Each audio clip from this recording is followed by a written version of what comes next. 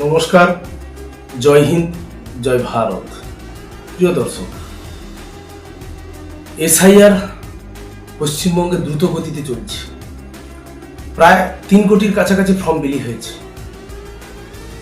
কালকের হিসেব দেওয়া পর্যন্ত। এসআইআর এর পরবর্তীতে বিহারে প্রথম এসআইআর এর পরে ভোট হচ্ছে। এই বিধানসভা নির্বাচনে একটি অ্যাসিড টেস্ট হতে চলেছে এসআইআর এর ইফেক্ট নিয়ে। আমরা এই বিহার নির্বাচন এই জন্য এত ইম্পর্টেন্ট হতে চলেছে। কি পরিসংখ্যান এসছে বিহার থেকে? সংশোধিত ভোটার তালিকা প্রকাশিত হওয়ার পরে প্রথম ভোট হচ্ছে বিহারে। বিহারের মোট আসন কত? 243টি। তার মধ্যে প্রথম দফায় 6 তারিখে ভোট হয়েছে 121টিতে। বাকি আসনে ভোট হবে 11ই নভেম্বর। ফল ঘোষণা 14ই নভেম্বর। 14ই নভেম্বরেই ঘোষিত হবে ফলাফল। সেই ফলাফলে আমরা কি দেখব?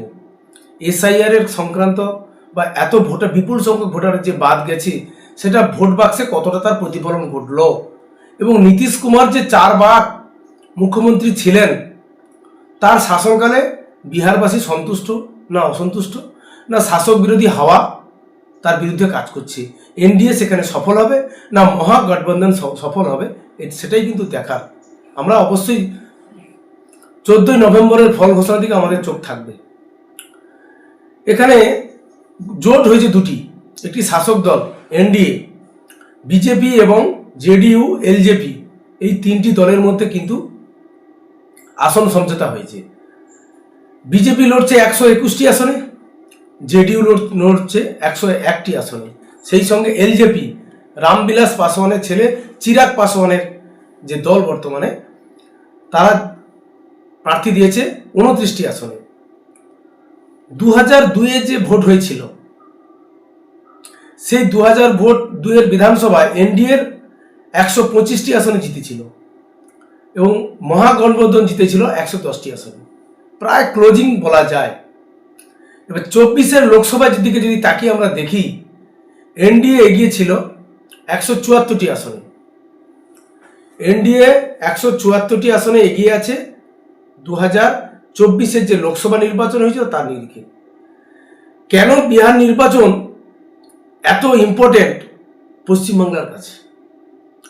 আমরা তো সবাই আলোচনা করছি এসআইআর সংক্রান্ত বিষয়ে, পশ্চিমবঙ্গে এসআইআর সংক্রান্ত বিষয়। পশ্চিমবঙ্গ তো রাজনৈতিক মনোভাবাপন্ন একটি রাজ্য, যেখানে অধিকাংশ মানুষ রাজনীতি চর্চা করেন বা তার মতামত দেন। কিন্তু আমরা যদি ভারতবর্ষের ভিন্ন ভিন্ন রাজ্যগুলোতে লক্ষ্য করে দেখব, এতটা রাজনৈতিক সচেতনতা নেই। এত হানাহানি, এত সন্ত্রাস, ভোটকে কেন্দ্র করে সারা বছরই এখানে রাজনীতি হয়, কিন্তু অন্য রাজ্যে হয় না। কারণ সেখানে কর্মসংস্থান রয়েছে, মানুষ কাজের সঙ্গে যুক্ত রয়েছে, তাদের ওই রাজনৈতিক ব্যাপার নিয়ে এত মাথা ঘামানোর সময় নেই। কিন্তু আমাদের পশ্চিমবঙ্গে কর্মহীন পশ্চিমবঙ্গ, কর্মসংস্থানহীন, লক্ষ লক্ষ পরিযায়ী শ্রমিক বাইরের রাজ্যে কাজ করছেন তারা, এবং যারা বেকার রয়েছে তাদের মধ্যে রাজনৈতিক সচেতনতা বেশি। তারাই রাজনৈতিক আলোচনা করেন, চায়ের দোকানে আড্ডায় বিভিন্নভাবে আলোচিত হয়। যেটা এখানে পশ্চিমবঙ্গে এসআইআর ক্ষেত্রে যে প্রশ্ন তোলা হয়েছে, যে আজকের নির্বাচনের আগে কেন এসআইআরটা করা হচ্ছে, নির্বাচনের পরে কেন নয়? বিহারে তো এসআইআর এর পরেই ভোট হচ্ছে, সেখানে তো এই প্রশ্ন ওঠেনি। এখানে কেন সঙ্গতভাবে সেটা তোলা হচ্ছে? কেন তোলা হচ্ছে তার কারণটা কি? পশ্চিমবঙ্গের যে ভোটার তালিকা রয়েছে, সেই ভোটার তালিকার মধ্যে 2002-এর পরে কিন্তু আর এসআইআর হয়নি পশ্চিমবঙ্গে। 2025 সালে এসআইআর হচ্ছে। এই এসআইআরে যে অভিযোগ বা নির্বাচন কমিশন যেটা করতে চলেছে, অবৈধ অনুপ্রবেশকারী এবং রোহিঙ্গা যারা রয়েছে, এবং যাদের প্রকৃতপক্ষে 2002-এ এসআইআর এর নাম নেই, বা যাদের নাম রয়েছে বা বংশ পরম্পরায় উল্লেখ রয়েছে, তাদেরকে স্ক্রুটিনি করা। সেই সঙ্গে কাদের 2002 এবং 2025-এ কোথাও কোনো রিলেটিভের নাম নেই, অথচ 2025-এ তার ভোটার তালিকায় নাম রয়েছে, তার একটি সমীক্ষা করা। প্রকৃতপক্ষে আপনি যদি ভারতীয় হন, আপনাকে 11টি ডকুমেন্টসের মধ্যে যে কোনো একটি তথ্য আপনাকে নির্বাচন কমিশনে দাখিল করতে হবে। তার ভিত্তিতে আপনি ভোটাধিকার পাবেন কি পাবেন না সেটা নির্বাচন কমিশন ঠিক করবে। ভোটার তালিকার সংশোধন কিন্তু একমাত্র নির্বাচন কমিশনের অধিকারে রয়েছে। নির্বাচন কমিশনের স্বতন্ত্র একটি সাংবিধানিক সংস্থা, তার মাধ্যমে সমস্ত যাবতীয় নির্বাচনী সংস্কারের কাজ, নির্বাচনী প্রক্রিয়ার কাজ সম্পন্ন হবে। তার কাজে একমাত্র হস্তক্ষেপ করতে পারে সুপ্রিম কোর্ট। সুপ্রিম কোর্ট মনে করলে অবশ্যই সংবিধান রক্ষার ক্ষেত্রে বা কতটুকু রক্ষিত হচ্ছে তার বিষয়ে হস্তক্ষেপ করতে পারে, আর কোনো নেতানেত্রী নয়। তাই পশ্চিমবঙ্গের অধিবাসীদের বলবো, কোনো রাজনীতিকবিদের কথা শুনে, কোনো বিভ্রান্তিমূলক প্রচারণায় না গিয়ে আপনি আপনার কাগজপত্র নিয়ে বিএলও আপনার বাড়িতে যাবেন, সম্মানের সঙ্গে ফর্ম গ্রহণ করুন, তার কাছ থেকে জেনে নিন কীভাবে ফর্ম ফিল আপ করতে হবে, কীভাবে পূরণ করার গাইডলাইন রয়েছে। এগুলো দেখার পরে আপনি ফর্মটাকে ফিল আপ করে আবার বিএলওকে একটু যাচাই করে নিন আপনার ফর্ম ফিল আপটা সঠিক রয়েছে কিনা, তার ভিত্তিতে আপনি জমা দিন।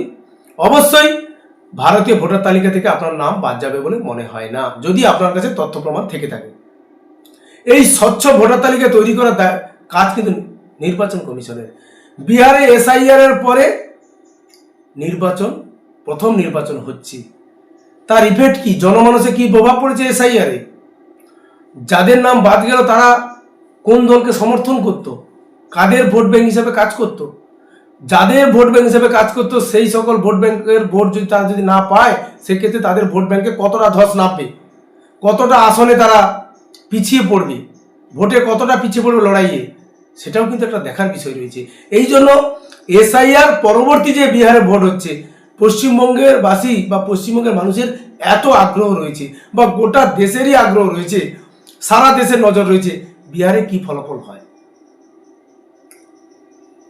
তাই আমরা অবশ্যই নজর রাখবো। কিন্তু এ রাজ্যের যে অভিযোগটা শাসক দলের তরফ থেকে অভিযোগ করা হচ্ছে যে এসআইআরটা ভোটের আগে করা হচ্ছে, ভোটারদেরকে বাদ দিয়ে, কিছু ভোটারকে বাদ দিয়ে সংশোধিত তালিকার মাধ্যমে ভোট হবে, সেক্ষেত্রে অনেক বৈধ ভোটারও বাদ চলে যেতে পারে। কিন্তু এই প্রচারণা ঠিক নয়।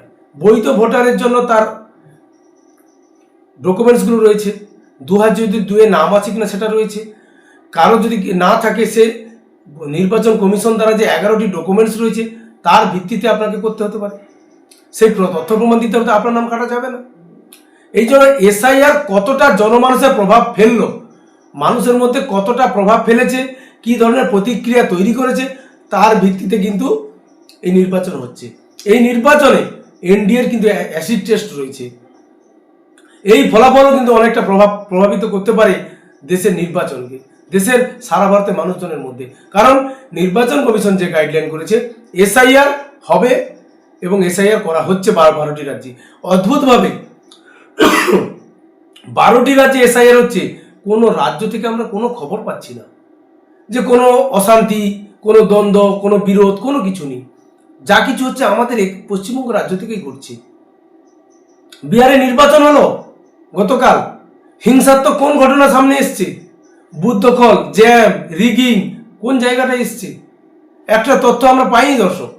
কিন্তু কেন আমাদের এখানে পশ্চিমবঙ্গে নির্বাচন শান্তিপূর্ণ হয় না, এটাও কিন্তু একটা ভেবে দেখার বিষয়। তাই এসআইআর পরবর্তীতে বিহারে যে নির্বাচন হচ্ছে আগামী 14ই নভেম্বর তার ফল প্রকাশ, সেখান থেকে আমরা অনুধাবন করতে পারবো বিহারের যে নির্বাচন, এসআইআর পরবর্তী জনগণের মধ্যে কি প্রভাব পড়েছে, সেটা আমরা পরিলক্ষিত হবে এবং সেটা আমরা দেখতে পাবো। এইটুকু বলে আজকের প্রতিবেদন এখানেই শেষ করছি। জয় হিন্দ, বন্দে মাতরম।